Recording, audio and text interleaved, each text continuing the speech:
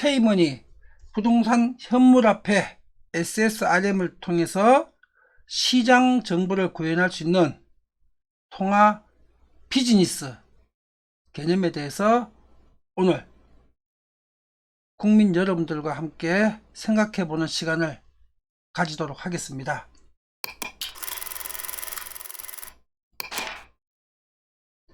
SSRM의 온라인 세미나는 총 7강으로 구성되어 있습니다. 그 중에서 오늘 강의 주제는 이 5번째 주제입니다. 오늘 이 주제를 가지고 같이 공부를 해보도록 하겠습니다. 시장정보와 실물경제화폐 SSRM 비즈니스 모델과 사업 규모, 오늘 우리가 함께 공부할 주제입니다.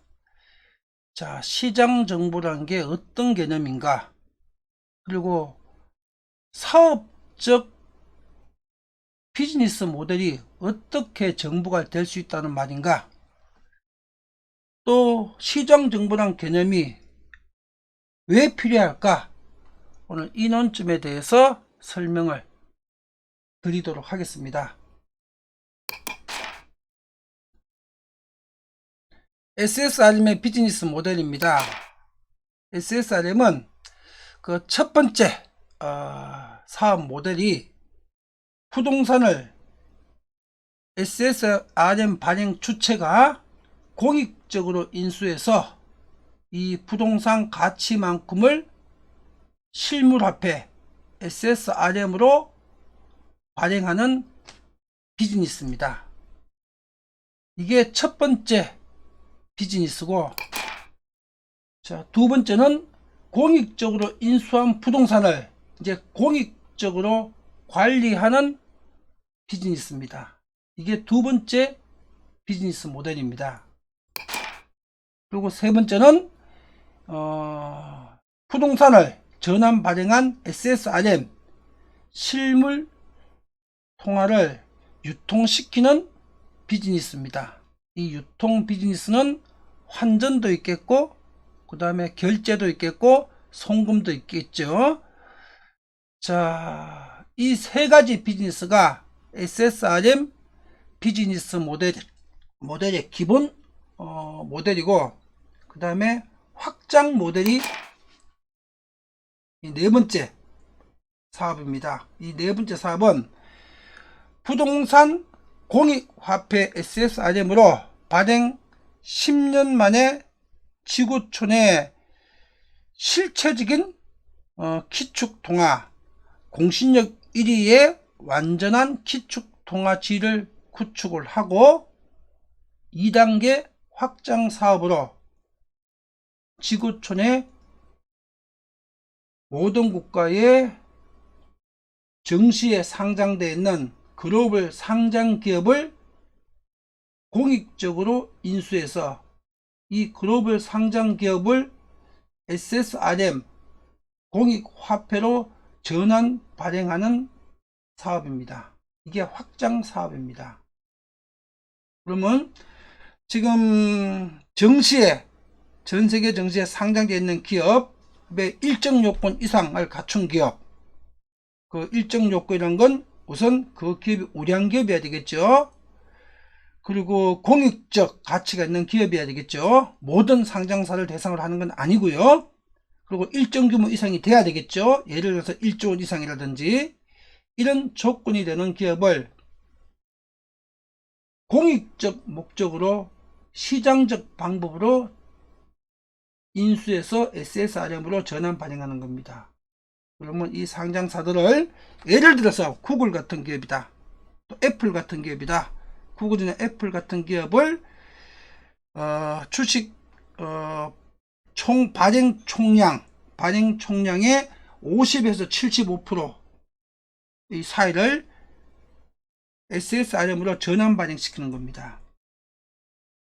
그러면 25%에서 50% 정도는 시장에서 지금처럼 개인들이 또 기업들이 계속 투자를 할 수 있는 유통 물량으로 남아있게 되겠지요. 그렇게 하게 되게 되면 인수한 이 상장 기업에서 배당 수익이 나오겠지요. 매년 배당 수익. 그리고 이 상장 기업을 계속 초우량 회사로 유지될 수 있도록, 흑자를 낼 수 있도록 경영 관리를 해야 되겠지요. 이 경영 관리를 하는 것이 비즈니스 모델이고, 여기서 배당 수익을 받는 것이 비즈니스 모델입니다. 이것이 SSRM 비즈니스의 핵심 모델입니다.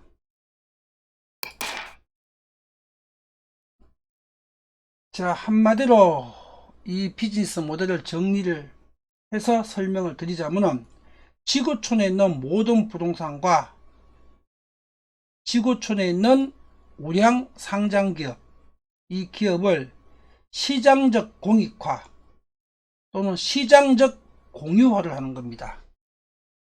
시장적 공유화, 정치적 공유화가 아닙니다. 국가적 공유화도 아닙니다.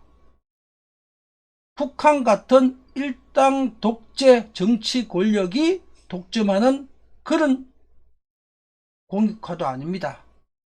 시장적 공익화, 시장적 공유화. 다시 말해서 부동산과 글로벌 상장 기업을 SSRM이 절대적 가치와 공신력으로 지구촌 기축통화 위치를 확립을 하게 되게 되면, 지구촌에 있는 모든 부동산과 상장 기업을 시장적으로 공익화, 공유화 해가지고 이 SSRM 발행 주체가, 말하자면 실물화폐 세계은행이지요. 실물화폐를 발행하는 세계은행이 시장정부 기능을 수행할 수가 있습니다. 시장정부 기능.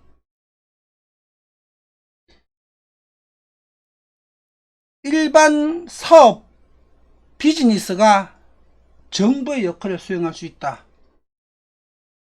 이게 SSRM의 비즈니스 모델이고, 공익화 시장 정부 비즈니스 모델입니다. 다시 한번 설명드립니다. SSRM을 통해서 지구촌의 모든 부동산과 상장 기업을 정치적 공익화가 아니고, 국가적 공익화가 아니고, 전체주의적 공익화가 아니고, 좌파적 공익화가 아니고, 시장적 비즈니스적 공익화, 공유화가 가능하다는 얘기입니다. 그래서 이 SSRM 비즈니스는 영리를 목적으로 하는 시장 비즈니스일 뿐만 아니라 동시에 공익을 추구하는 시장 정부 비즈니스입니다. 이 성격이 결합되어 있습니다. 왜 이렇게 해야 되느냐? 이렇게 모델을 구축한 이유는 바로 이것 때문입니다. 인류 공영을 위한 시장적 복지사회를 구축하기 위해서입니다. SSRM으로 시장 정부가 구축될 수 있다면, 지금 현재 전 세계가 안고 있는 국가부채 문제, 이 국가부채를 전부 제로화 시킬 수가 있습니다. 국유부동산으로. 그리고 세금 없는 국가를 경영하고 만들 수가 있습니다. 우리가 알고 있는 모든 세금, 소득세, 법인세, 또 자산세, 부가가치세,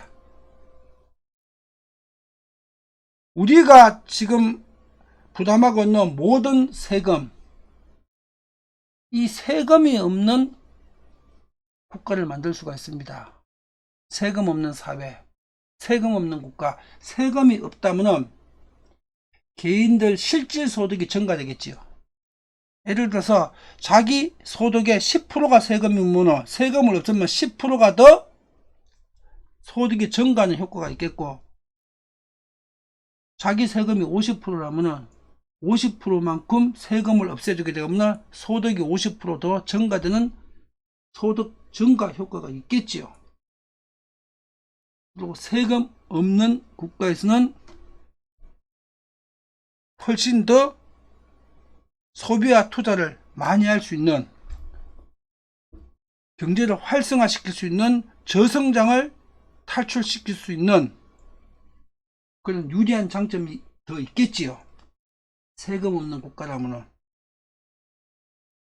그리고 세 번째는 이 시장 정부, SSRM으로 구현하는 시장 정부를 통해서 완전 고용 사회를 만들 수도 있습니다. 일할 의지가 있는 모든 사람한테 일자리를 제공해 줄 수 있는, 말 그대로 꿈의 사회, 완전 고용 사회를 구현할 수도 있습니다. SSRM을 통해서 시장 정부 비즈니스를 하고자 하는 목적이 바로 이 세 가지입니다. 국가부채 제로, 세금 없는 국가, 완전고용 사회. 이게 시장적 복지사회입니다. 이게 인류 공영을 위한 진짜 복지사회, 이 사회를 만들기 위해서 이 SSRM 비즈니스가 필요합니다. 현재의 화폐 시스템으로는 이건 불가능한 일입니다. 그래서 새로운 화폐 SSRM이 필요한 겁니다. 정리합니다. SSRM의 비즈니스 모델은 시구촌의 부동산과 상장 기업을 시장적 공익화, 시장적 공유화를 통해서 시장 정부를 만드는 비즈니스 사업입니다. 비즈니스와 정부를 결합시킨 새로운 개념의 경제, 이것이 SSRM이 추구하는 궁극적인 방향이고 목표입니다. 이건 정말 가슴 설레는 위대한 비즈니스가 될 수 있지 않을까요? 이건 결심만 하면은 지금 당장 현실적으로 100% 가능한 비즈니스입니다. 이건 허황된 이론이 아닙니다.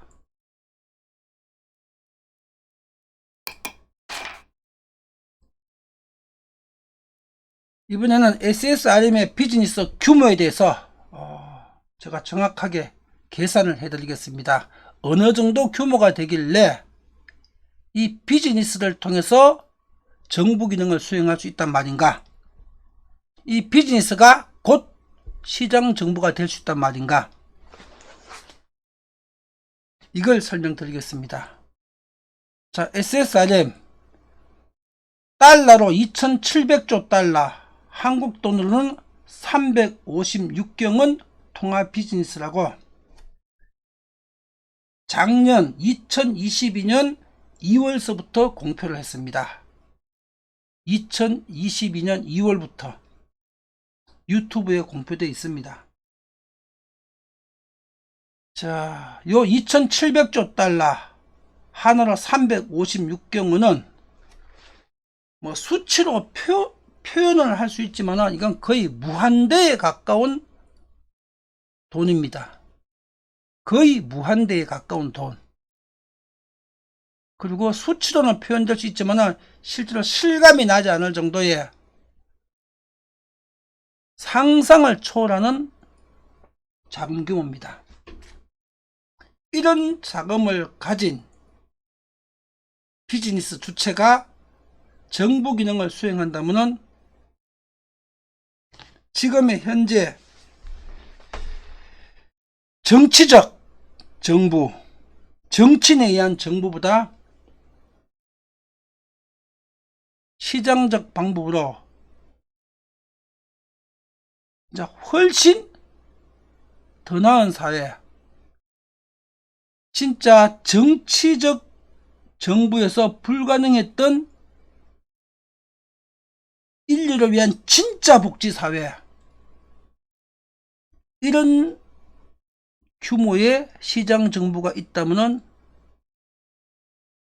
이건 얼마든지 가능할 수 있습니다.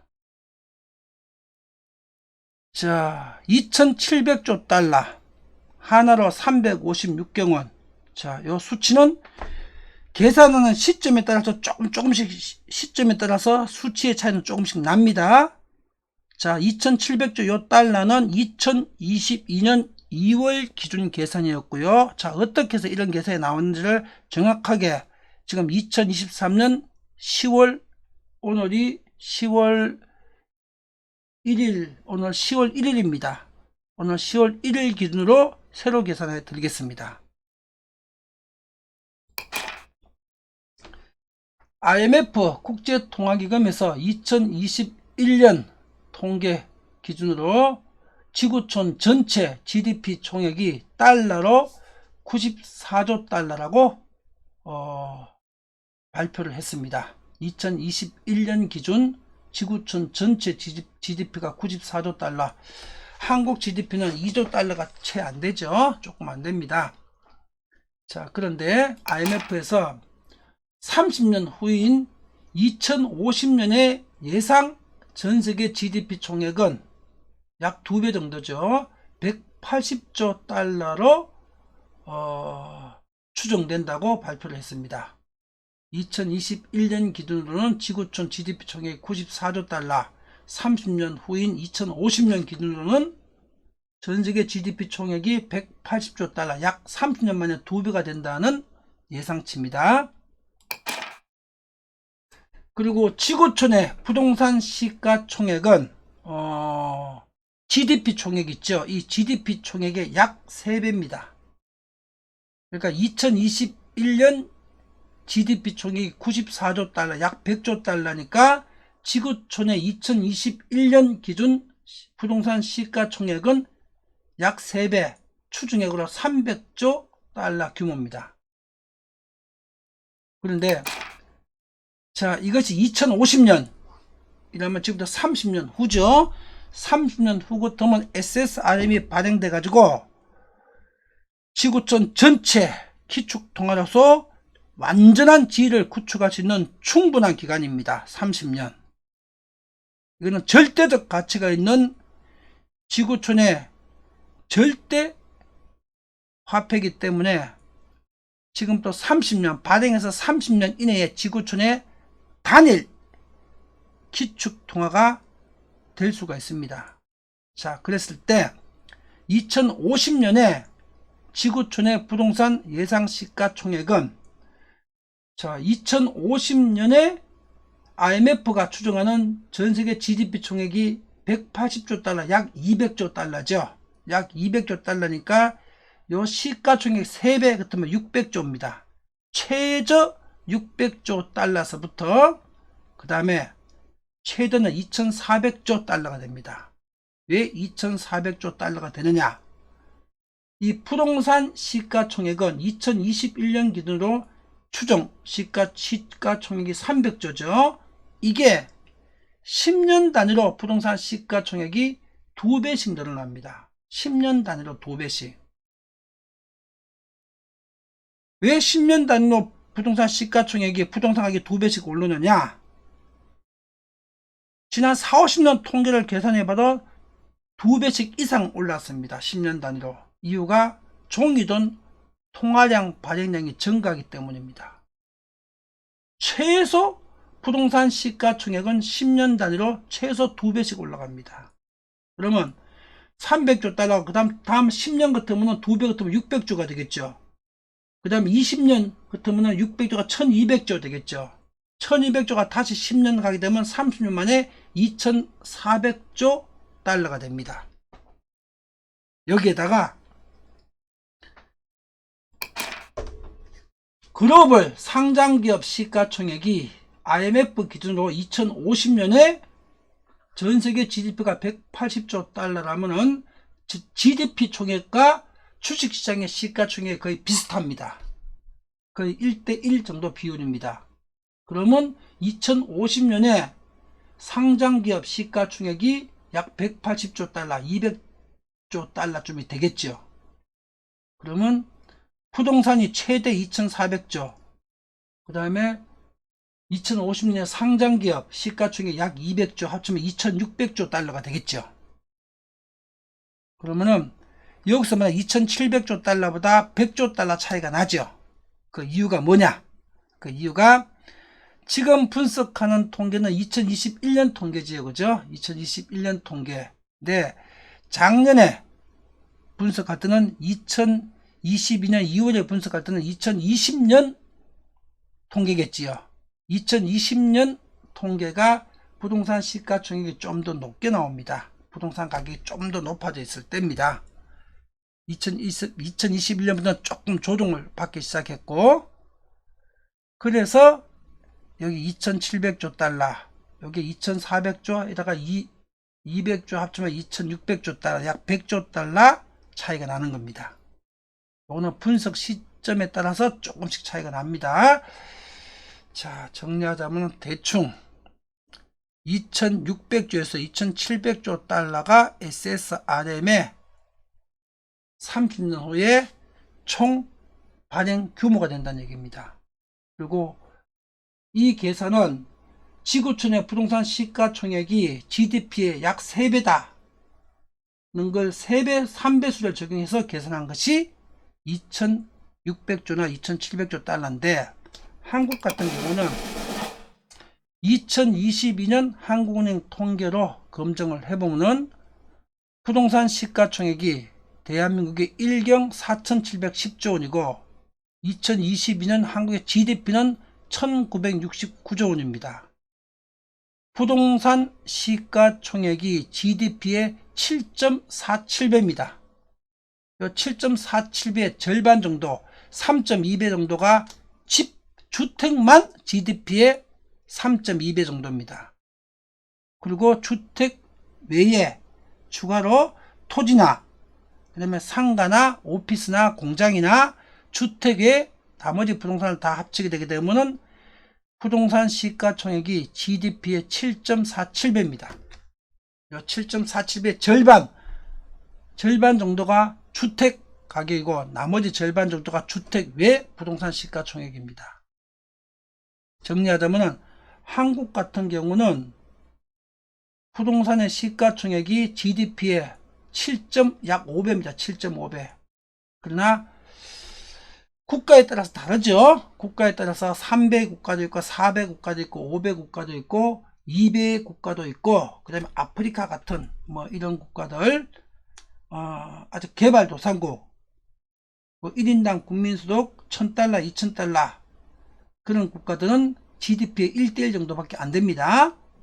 그러나 그런 국가의 부동산 시가총액 비중은 극히 낮죠. GDP 비중이 낮은 것처럼. 그래서 평균적으로 지구촌 전체 부동산 시가총액은 GDP 대비 3배나 3.5배 적용하게 되면 거의 비슷해집니다. 자, 정리하겠습니다.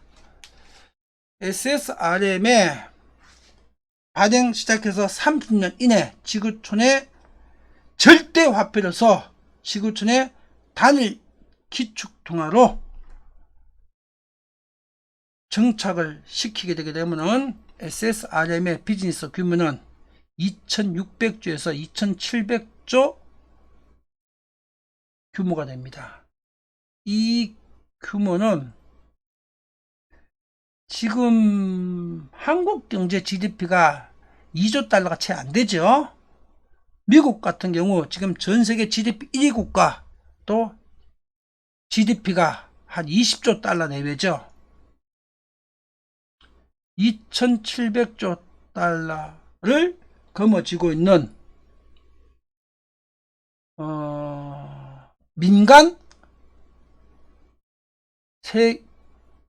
민간의 기축통화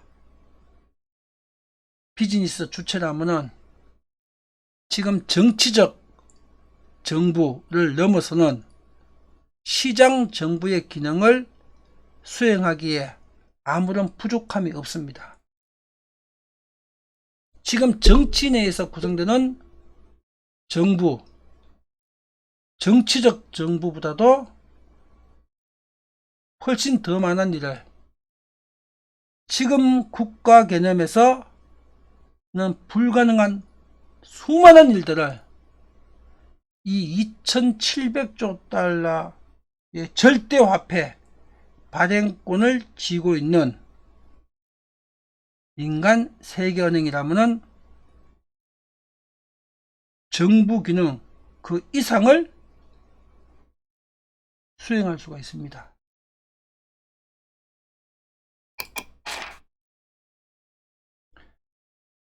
자, 유튜브에서 이 제목으로 검색하셔가지고 여기 있는 동영상을 참고로 한번 보십시오. 그리고 이 부동산 화폐의 경제 양극화 해법 세미나 2024년 1월서부터 전국에 무료 세미나를 실시합니다. 이 동영상도 열어보시고요. LG그룹 구광모 회장에게 하늘이 준 기회, 이게 어떤 기회인지 LG그룹 관계자 여러분들 꼭 이 강의도 열어보십시오.